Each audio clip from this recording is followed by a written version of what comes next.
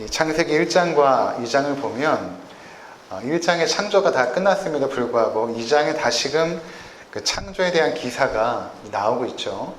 1장에 이미 그 과일도 다 창조하셨고 채소도 다 창조하셨고 사람도 창조하시고 다 끝났는데 2장에 다시금 천지와 만물이 다 이루니라 라고 하면서 또 하나의 창조 이야기가 나오고 있는 것입니다. 그래서 자유주의자들은 이것을 어떻게 해석하냐 하면 창조 기사가 두 가지다. 이것은 편집이 되었다. 이렇게 이제 주장하기도 합니다.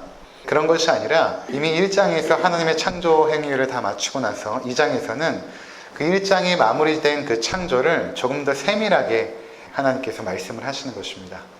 대략적인 하나님의 창조, 전반적인 것들을 1장에 말씀하시고 나서 2장에서는 조금 세분화시켜서 우리가 살펴보게 되겠지만 사람을 창조하실 때 1장에서는 흙으로 만드시고 그 코에 생기를 집어넣었다 이런 기사가 없는데 2장에서는 그런 기사가 나오고 또 여자를 갈빗대에서 창조하시고 또 둘을 한 몸으로 엮으시고 또 하나님 앞에서 둘을 하나의 가족으로 창설하시는 그런 모습도 2장 마지막 부분에 나오고 있거든요.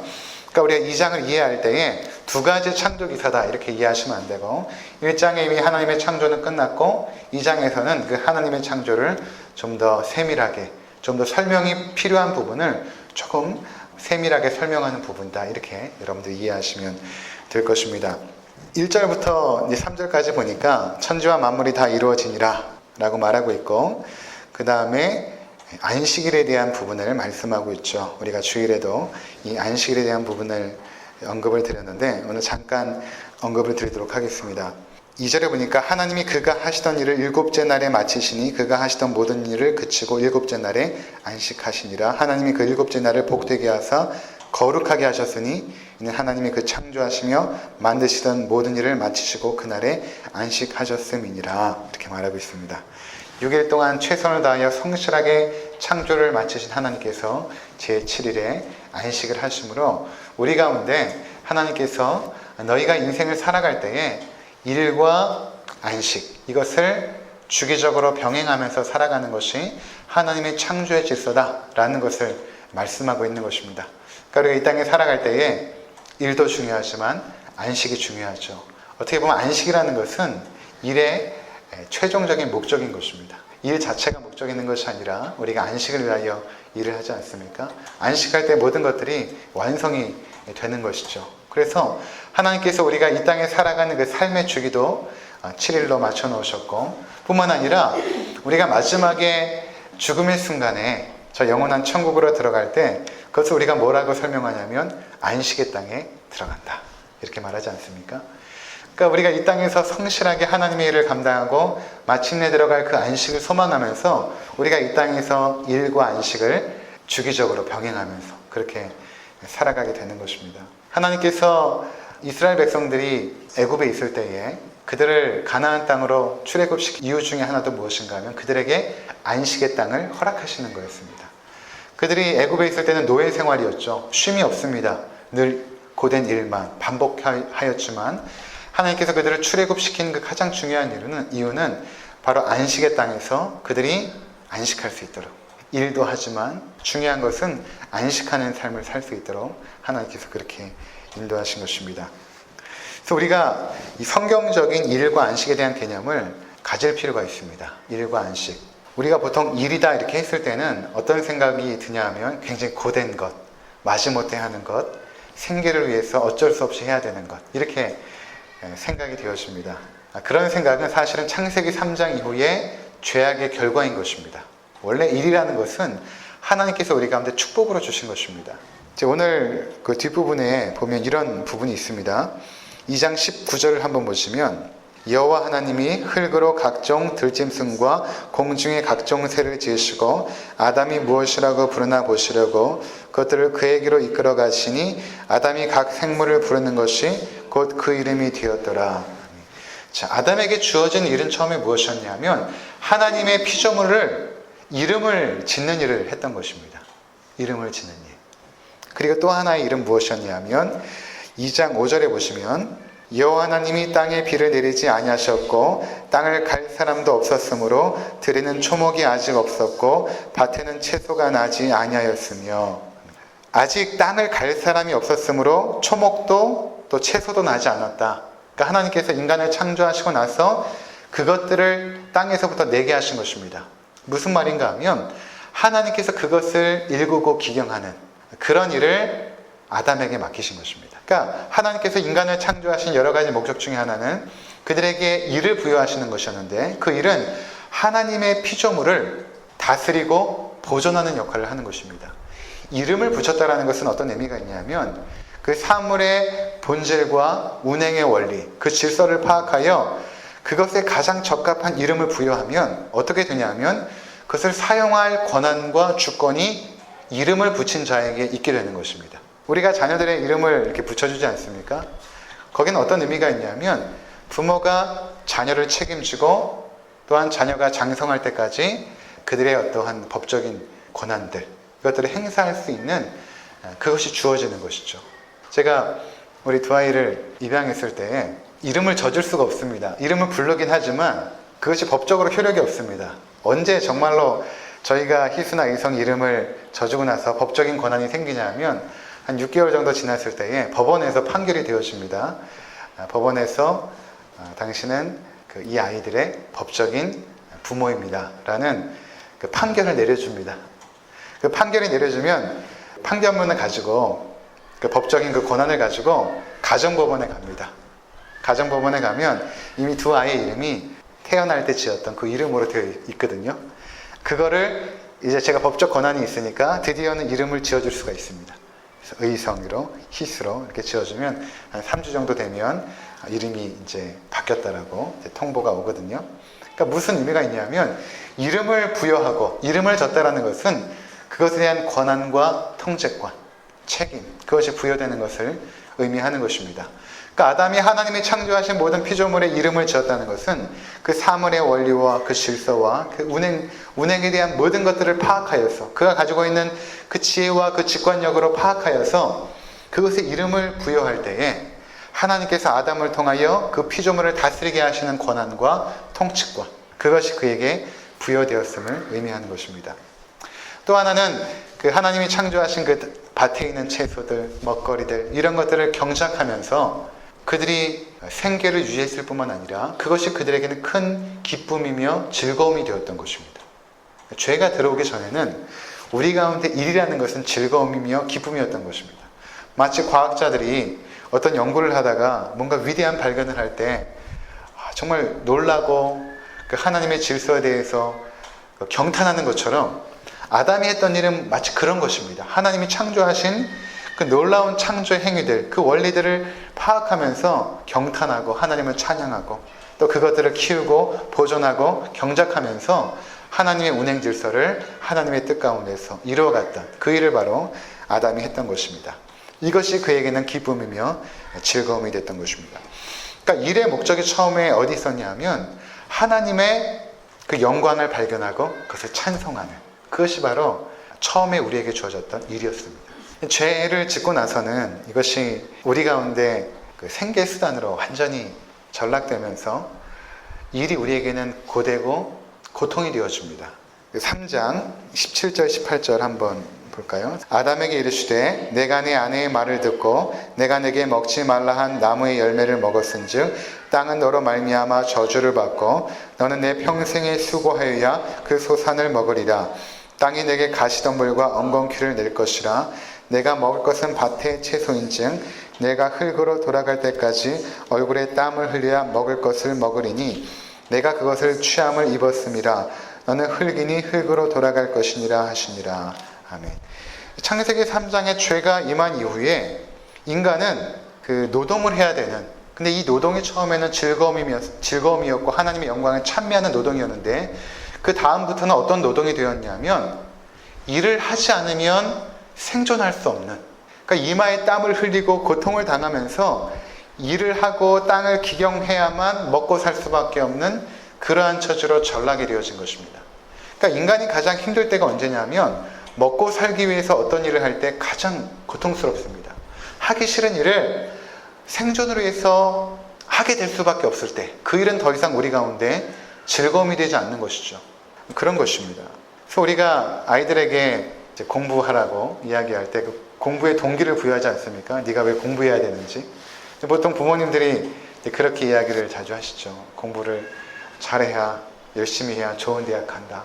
좋은 대학 가야지 또 괜찮은 또 기업에, 또 대기업에 들어갈 수 있다. 그렇게 좋은 기업에 들어가야 네가 앞으로 먹고 살고 안정적인 삶을 사는데 큰 기반이 될 수 있다. 이렇게 이제 이야기하지 않습니까?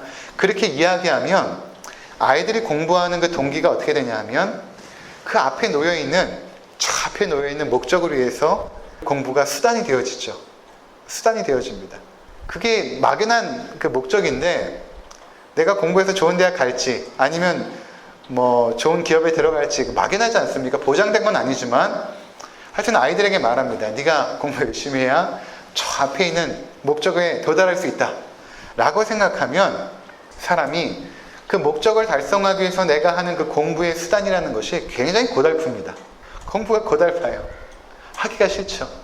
막연한 동기이고 이루어질 수 있을지 없을지도 알지 못하는 그 목적을 향해서 오늘도 내가 공부를 하고 있다고 생각하면 이것이 얼마나 괴로운 것입니까? 공부하는 자체가 괴롭습니다. 그런데 사실은 공부의 목적도 그것이 아니라 공부를 하면서 하나님의 질서와 하나님의 창조 세상을 배워나가는 것이죠. 그렇지 않습니까? 세상의 모든 질서들은 결국에는 수학으로 표현되지 않습니까? 모든 질서들은. 그러니까 아이들이 수학 공부를 하면서 문제 풀고 또 수능에 나오는 문제를 잘 풀어서 좋은 대학 가는 게 목적이 아니라 그 문제를 풀면서 그 안에 담겨있는 원리와 질서들, 그것들을 배워나가는 것입니다. 사물의 질서와 원리들을 수학적인 공식과 그 푸는 과정을 통하여 그 질서를 알아가는 것입니다. 어떤 점수를 받기 위하여 공부하는 것이 아니라 그 자체를 통하여 하나님의 영광을 깨닫고 그들을 찬미하는. 예를 들어 아이들이 국어 공부를 할 때도 마찬가지 아닙니까? 대학에서 좋은 점수 받기 위해서 국어 공부하는 것이 아니라 하나님께서 창조하신 만물을 바라보면서 인간이 때로는 소설도 쓰고 때로는 시도 쓰고 문학작품을 남겼을 때 그것들을 인간이 그것을 읽고 누리고 즐기면서 하나님의 창조를 찬양하는 그 아름다운 행위로서 그것들을 우리가 공부하고 학습하는 것이지 문제 하나 더 풀기 위해서 공부하는 것이 아니라는 것입니다. 그래서 우리가 일도 마찬가지입니다. 우리가 지금 우리에게 맡겨진 그 일이 먹고 살기 위한 생계 수단이 아니라 그 일 자체를 통하여 하나님의 영광을 드러내는, 하나님의 창조하신 그 세상 속에서 하나님의 기쁨이 되어드리고 하나님의 영광을 돌리는 일로서 우리 가운데 주어진다는 것입니다. 그래서 구원받은 이후에 우리의 삶의 일과 안식에 대한 개념이 성경적인 개념으로 이제 바뀌어야 되는 것입니다. 내가 하는 수 없이 먹고 살기 위해서 일하는 것이 아니라 그 일 자체를 통하여 하나님의 영광을 나타내고 그 일을 하면서 하나님께서 주시는 기쁨을 내가 깨달아가고 그런 것입니다. 그래서 여러분 잘 보시면 나이가 60, 70, 80 넘어서도 공부하는 어르신들 있지 않습니까? 그럼 그분들이 공부하는 목적이 무엇입니까? 그분들이 뭐 대학 가기 위해서 공부하겠습니까? 아닙니다. 그것이 즐거운 것이죠. 그러니까 그것이 이제 하나님께서 처음에 창조했을 때 그 모습이라는 것입니다. 공부하는 게 즐거운 것입니다. 퇴임하고 나서 어르신들이 돈도 되지 않지만 주유소나 뭐 어디 도서관이나 때로는 뭐 청소하는 일이나 이런 일을 합니다. 돈을 벌기 위한 것이 아니라 일을 하는 자신이 너무나 좋은 거예요. 일을 하는 것 자체가 좋은 것입니다. 그러니까 하나님께서 처음에 창조하셨을 때 그렇게 창조했다는 것입니다. 일을 하는 것이 우리 가운데 즐겁고 기쁨이고 그 속에서 행복을 누리고 이런 존재로서 창조하신 것입니다. 그렇게 6일 동안을 최선을 다해 일하다가 6일째에 안식하는 그러한 존재들로 우리를 창조하셨다라고 말씀하고 있는 것입니다. 그 밖에 안식일에 대한 부분은 제가 지난 2주 동안 주일에 말씀드렸기 때문에 생략하도록 하겠습니다.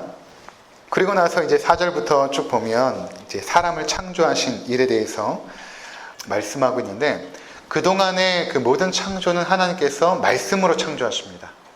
하나님께서 가라사대 빛이 있으라 이렇게 가라사대 말씀으로 창조하셨는데 사람을 창조하실 때는 좀 다릅니다. 2장 7절 우리 함께 읽도록 하겠습니다. 시작. 여호와 하나님이 땅의 흙으로 사람을 지으시고 생기를 그 코에 불어넣으시니 사람이 생명이 되니라. 하나님께서 흙으로 사람을 빚으시죠. 우리가 이미 1장 26절에서 본 것처럼 성삼위 하나님께서 우리가 우리의 형상을 따라 우리의 모양대로 사람을 만들자. 그렇게 아주 신중하게 결정하시고 그분의 형상으로, 그분의 형상은 그분의 인격이라고 제가 지난주에 말씀을 드렸습니다. 그렇게 해서 사람을 본격적으로 만드시는데 어떻게 만들었냐면 흙으로 빚으십니다. 그리고 나서 그 코에 생기를 불어넣으십니다. 그러자 생명이 된지라. 생명이라는 것은 하나님께서 원하시는 그 인간, 그 사람이 되었다라는 의미가 되는 것입니다. 하나님의 영이 그 가운데 임하여서 그가 단순히 육신으로만 있는 것이 아니라 하나님의 영이 깃든 하나님의 그 호흡, 코에 생기를 집어넣자 하나님의 영이 임하는 그 생명이 되는 그런 역사가 일어난 것이죠. 그리고 나서 8절에 하나님께서 에덴 동산을 창설하시고, 창설이란 단어 자체가 새롭게 만들었다는 의미가 아닙니다. 이미 모든 것들은 다 만드셨기 때문에 거기에 두셨다라는 의미가 있습니다. 거기에 심으셨다 이런 의미가 있거든요. 에덴 동산을 심으십니다. 그리고 거기에 아담이 이제 살게 하십니다. 그리고 이제 아담이 우리가 아까 살펴본 것처럼 모든 피조물의 이름을 짓는 일들을 이제 하게 됩니다. 그렇게 아담이 하나님의 창조를 즐기고 누리면서 이름을 하나하나 짓는데 하나님께서 이렇게 말씀하십니다. 2장 18절 함께 읽도록 하겠습니다. 여호와 하나님이 이르시되 사람이 혼자 사는 것이 좋지 아니하니 내가 그를 위하여 돕는 배필을 지으리라 하시니라. 자, 여러분 잘 보십시오. 아담이 하나님이 창조하시고 그 모든 것들의 이름을 짓고 하나님의 창조를 누리고 있는데 하나님 보실 때 그것이 좋지 않은 것입니다. 여러분 잘 한번 생각해 보세요. 하나님은 완전히 선하시고 전능하십니다. 하나님이 창조하셨다면 모든 것은 완벽하죠. 그럴 수밖에 없습니다. 그것이 필연적입니다. 하나님은 완전하시고 그리고 거룩하시고 전능하시기 때문에 하나님이 창조하시면 그 피조물은 완전합니다. 부족함이 없습니다.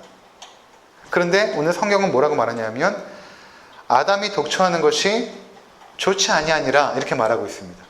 그럼 하나님이 아담을 홀로 창조하신 것이 완벽하지 않았는가? 완벽하지 않은 것을 창조하셨는가? 그런 의미가 아닙니다. 그런 의미가 아니라 하나님께서 처음부터 의도하신 것은 무엇인가 하면 아담을 처음 창조하셨을 때에 부족한 상태로 창조하십니다. 부족한 상태로 창조하시고 나서 하와를 창조하사 그 부족함을 채움으로 하나의 인격으로 만들어주십니다. 이것이 하나님의 창조의 질서입니다. 그러니까 처음부터 하나님께서 돕는 배필을 미리 염두에 두시고 부족함의 상태로, 아담을 부족함의 상태로 두신 것입니다. 그러니까 여러분 우리가 그렇지 않습니까? 여러분들이 예를 들어서 혼자서 아름다운 설악산의 단풍을 보러 갔다고 생각해 보십시오. 그 대청봉 꼭대기에서 그 아름다운 단풍을 쫙 보면 누가 생각나십니까? 딱 봤을 때 누가 생각나십니까? 물론 그 창조주 하나님이 생각나지만 사랑하는 사람들이 생각이 납니다. 사랑하는 사람들이 생각이 나요. 우리 엄마가 봤으면 얼마나 좋을까? 우리 아버지가 봤으면 얼마나 좋을까? 참 자연을 좋아하시고 설악산 좋아하셨는데 이런 생각 들지 않습니까? 어디 맛있는 음식을 먹어도 그렇지 않습니까? 아주 맛있는 거 먹었는데 이거 우리 애들이 좋아하는 건데 같이 먹었으면 얼마나 좋을까? 사람은 그런 게 있어요. 성삼위 하나님께서 성부, 성자, 성령으로 계실 때에 온전하셨던 것처럼 우리도 그 성삼위 하나님의 형상을 입어서 창조되었기 때문에 인간은 어떤 좋은 것을 혼자 누릴 때 기쁨이 있는 것이 아니라 누군가와 함께 누릴 때에 그 기쁨이 완전해집니다. 함께 누릴 때에. 그렇습니다. 그러니까 아담이 그 모든 창조를 혼자 누리니까 완성된 아름다움이 아니었던 것입니다. 누군가 함께 그것을 누릴 대상이 필요했던 것이죠. 하나님도 그 창조를 마음껏 누리지만 인간을 통하여 그 찬양하는 입술을 통하여 영광 받으신 것처럼 하나님께서도 아담을 창조하실 때 아담 홀로 하나님의 영광을 찬양하고 누리는 것이 아니라 그게 돕는 배필을 허락하심으로 그 하나님의 창조를 누리고 감사할 수 있도록 그를 부족함의 상태로 창조하신 것입니다. 그 표현이 바로 아담이 독초하는 것이 좋지 않게 보이신 것입니다. 혼자 사는 것이 좋지 않게 보이신 것입니다. 그래서 돕는 배필을 지으리라 이렇게 말씀하십니다. 그리고 나서 어떻게 하시냐면 아담이 잠들었을 때에 갈빗대 하나를 취하시고 그 갈빗대로 여자를 만드십니다. 자, 22절 함께 보도록 하겠습니다. 22절에서 25절까지 함께 읽습니다. 여호와 하나님이 아담에게서 취하신 그 갈빗대로 여자를 만드시고 그를 아담에게로 이끌어 오시니 아담이 이르되 이는 내 뼈 중에 뼈요 살 중에 살이라. 이것을 남자에게서 취하였은즉 여자라 부리리라 하니라. 이러므로 남자가 부모를 떠나 그의 아내와 합하여 둘이 한 몸을 이룰지로다. 아담과 그의 아내 두 사람이 벌거벗으나 부끄러워하지 아니하니라. 아멘.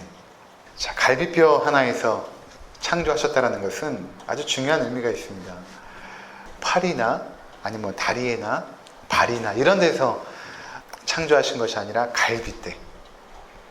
그러니까 남자와 여자가 동등한 인격이라는 것을 표현하는 것입니다. 갈비뼈라는 것은. 또 갈비뼈가 여러 개이지 않습니까? 가장 적합했겠죠, 하나님께서 보실 때. 그래서 아담이 잠들었을 때 그 갈비뼈로 여자를 창조하십니다. 잘 보십시오. 아담을 창조할 때는 흙으로 창조했습니다. 하지만 하와를 창조했을 때는 아담의 갈비뼈로 창조하죠. 그러니까 맨 마지막에 창조된 것으로 가장 고귀하고 가장 아름답고 가장 존귀함을 표현하고 있는 것입니다.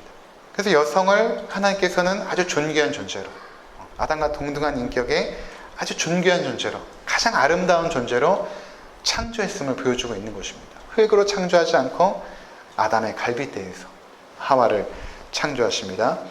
그리고 그를 이끌어 오시니, 이끌어 오셨다는 것은 하나님께서 아담에게 하와를 이렇게 데리고 오시는, 마치 결혼식에서 아버지가 딸을 신랑에게로 데리고 오는 것처럼 결혼식의 장면을 연상케 하지 않습니까? 결혼식의 장면. 아버지가 딸을 데리고 그 신랑에게로 갑니다. 자, 그랬더니 아담이 하와를 보고 이렇게 표현하죠. 이는 내 뼈 중에 뼈요 살 중에 살이라. 이것을 남자에게서 취하였은즉 여자라 부르리라. 이렇게 아름다운 사랑의 고백을 합니다. 내 뼈 중에 뼈요 내 살 중에 살이라. 아주 아름다운 사랑의 고백을 합니다. 그러면서 하나님께서 마치 주례사처럼 이런 말씀을 하시죠. 24절에 이러므로 남자가 부모를 떠나 그의 아내와 합하여 둘이 한 몸을 이룰지로다. 이렇게 말씀하십니다. 여러분 잘 보십시오. 여기 아담과 하와가 부모가 있었습니까? 없었습니까? 남자가 부모를 떠나 그랬는데 아담에게 부모가 있었습니까? 없었습니까? 아담에게는 부모가 없죠. 물론 영적인 부모가 하나님이 될 수는 있겠지만 여기서 말하고 있는 것은 육신적인 부모를 말하거든요. 아담에게는 부모가 없습니다. 그런데 왜 부모를 떠나라고 말했을까? 왜 성경은 부모를 떠나라고 말했을까?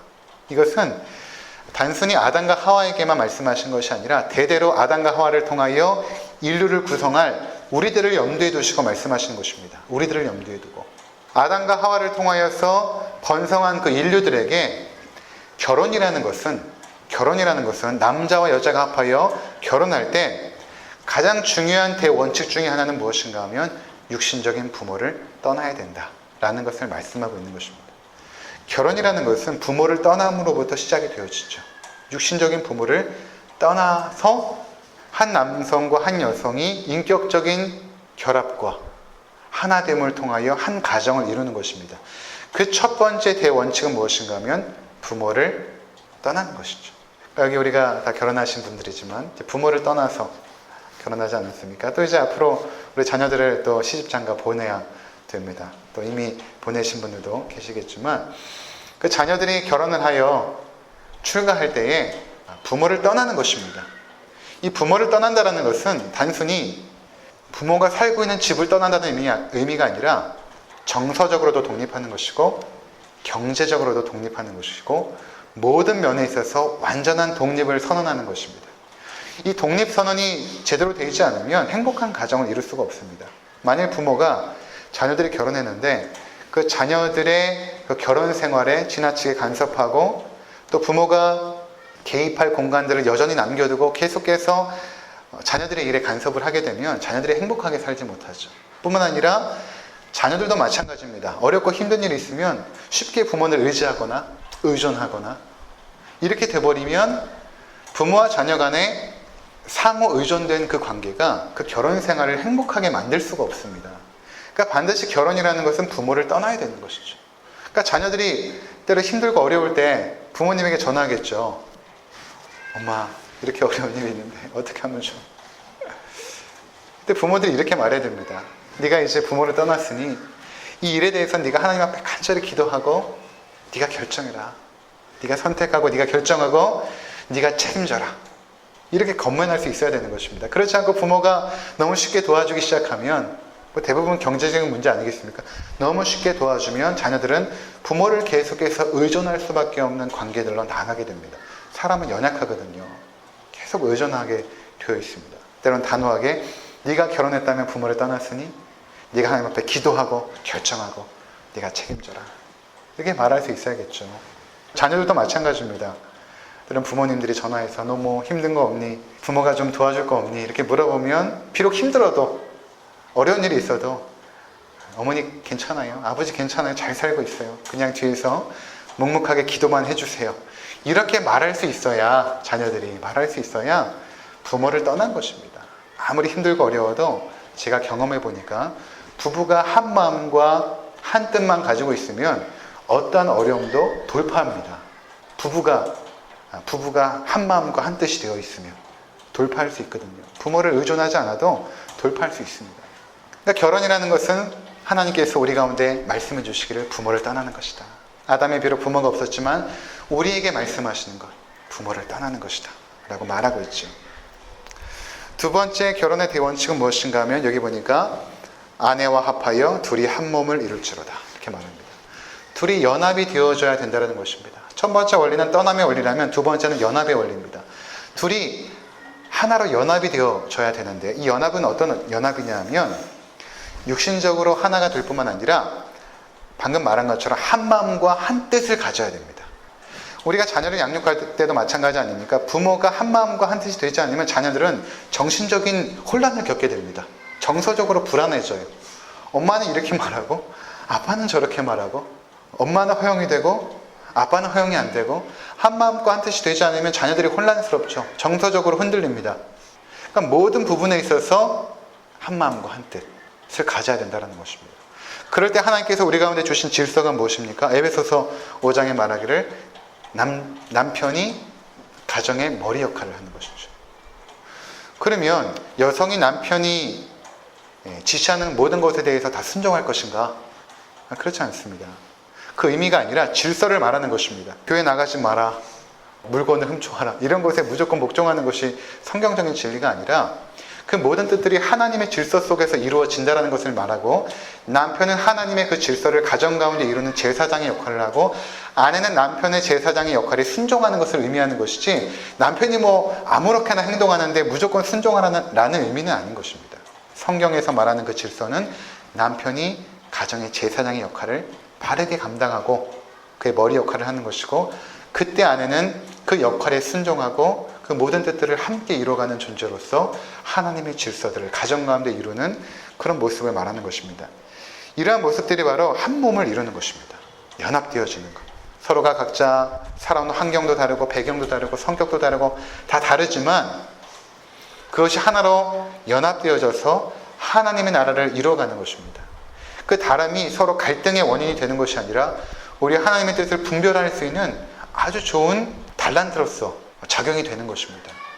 어떤 사람은 산을 보는 사람이 있고 어떤 사람은 세밀하게 나무를 보는 사람이 있습니다. 남편은 산을 볼 줄 알고 아내는 나무를 볼 줄 아는 세밀함이 있죠. 이 다름이 서로 부딪히는 것이 아니라 하나로 연결이 되어서 하나님의 아름다운 뜻들을 지혜롭게 결정하는 아주 중요한 토대가 되는 것입니다. 계속해서 달라서 싸우는 것이 아니라 서로 각자 다른 면을 바라보면서 함께 기도하여서 하나의 결정들을 해나가는 것이죠. 그것이 바로 하나가 되는 것.